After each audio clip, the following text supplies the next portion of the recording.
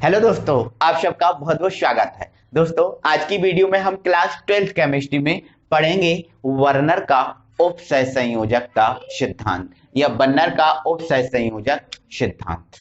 Okay, तो दोस्तों सबसे पहले तो मैं आपको बता देता हूं, जो बर्नर साहब हैं, इन बर्नर साहब को उपसहसंयोजक रसायन का जन्मदाता कहा जाता है।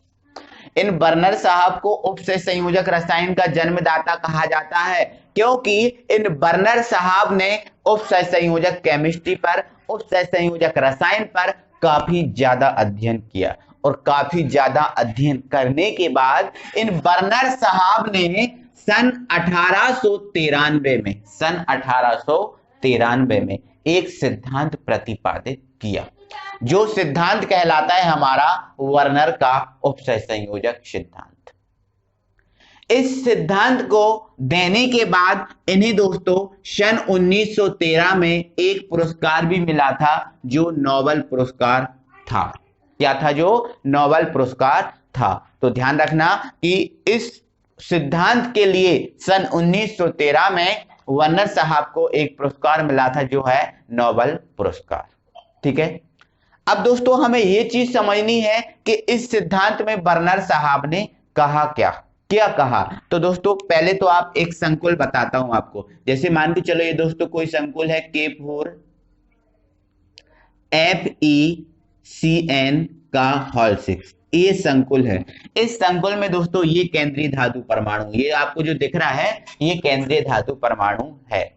तो बर्नर साहब ने कहा था कि जो कोई भी केंद्रीय धातु परमाणु होता है, उस केंद्रीय धातु परमाणु की जो संयोजकताएं होती हैं, वो संयोजकताएं दो प्रकार की होती हैं। ठीक है, इन्होंने क्या कहा था कि किसी संकुल में जो केंद्रीय धातु परमाणु होता है, उस केंद्रीय धातु परमाणु की जो संयोजकताएं होती हैं वो दो प्रकार की होती हैं। ओके, पहली संयोजकता को उन्होंने कहा आयनिक संयोजकता, आयनिक संयोजकता। ठीक है, या फिर उन्होंने इसको नाम दिया प्राथमिक संयोजकता, प्राथमिक संयोजकता। और दोस्तों दूसरी संयोजकता है, इस दूसरी संयोजकता को इन्होंने नाम दिया अनआयनिक संयोजकता, अनआयनिक संयोजकता। ठीक है, जिसको हम द्वितीय संयोजकता भी बोलते हैं, द्वितीय संयोजकता भी बोलते हैं। इस चीज को आपको याद रखना है। ठीक है ना। तो दोस्तों किसी भी संकुल में जो केंद्रीय धातु परमाणु होता है, उसकी दो प्रकार की संयोजकता होती हैं। एक होती है आयनिक संयोजकता या प्राथमिक संयोजकता, दूसरा है अनआयनिक संयोजकता या द्वितीय संयोजकता इस केंद्रीय धातु परमाणु की। ठीक है, आगे उन्होंने कहा कि जो प्राथमिक संयोजकता होती है या आयनिक संयोजकता होती है, उस संयोजकता को बोलते हैं धातु की ऑक्सीकरण अवस्था, ऑक्सीकरण अवस्था।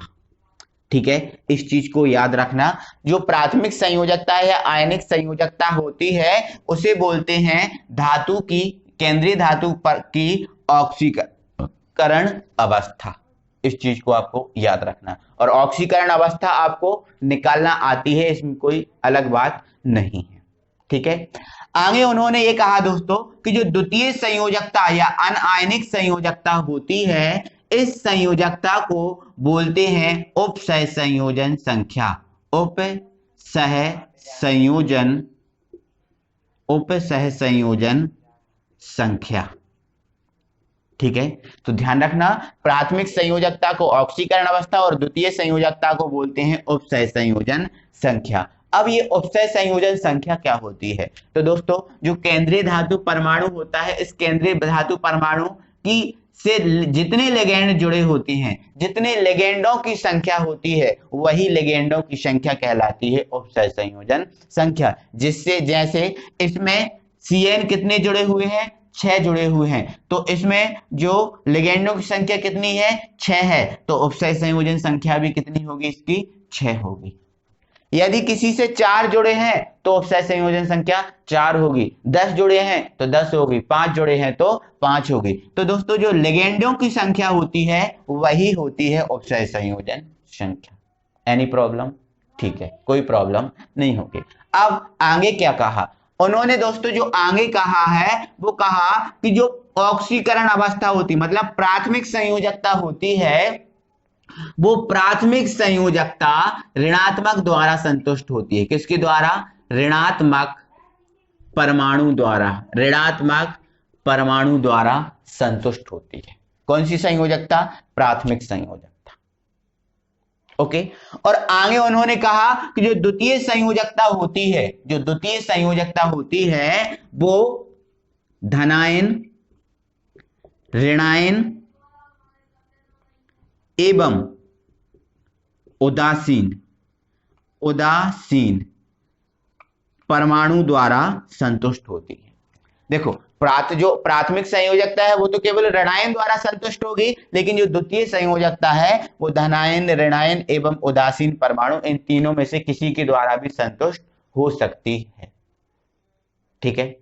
आगे उन्होंने दोस्तों ये कहा कि जो प्राथमिक संयोजकता होती है, ये प्राथमिक संयोजकता अनिश्चित होती है। कैसी होती है? अनिश्चित होती है। अनिश्चित होती है मतलब ये बदलती रहती है। जो ऑक्सीकरण, आपको तो पता ही है ऑक्सीकरण अवस्था तो बदलती रहती है ना। तो प्राथमिक संयोजकता जो है वो अनिश्चित होती है, बदलती रहती है। लेकिन दोस्तों जो द्वितीय संयोजकता है वो द्वितीय संयोजकता निश्चित होती है, ये बदलती नहीं है। समझ में आपको आया? अब एक बार मैं फिर से समझा रहा हूं, एक बार इसको फिर से सुनो, है ना। तो सबसे पहले तो ये दोस्तों जो बर्नर का उपसय संयोजक सिद्धांत है, तो बर्नर साहब को उपसय संयोजक रसायन का जन्मदाता कहा जाता है।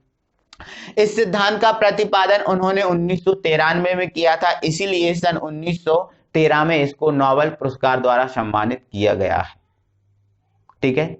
अब इस सिद्धांत के प्रमुख बिंदु क्या है? तो इस सिद्धांत में क्या कहा गया? तो इस सिद्धांत में दोस्तों जो बर्नर साहब ने है, इन बर्नर साहब ने किसी भी जो संकुल होता है उस संकुल की दो प्रकार की ऑक्सीकरण अवस्थाएं होती हैं। पहली प्राथमिक संयोजकता या आयनिक संयोजकता, दूसरी है द्वितीय संयोजकता या अनआयनिक संयोजकता। ओके। जो प्राथमिक संयोजकता होती है, उस प्राथमिक संयोजकता को ऑक्सीकरण अवस्था बोलते हैं, लेकिन जो द्वितीय संयोजकता होती है उसको हम बोलते हैं उपसय संयोजन संख्या।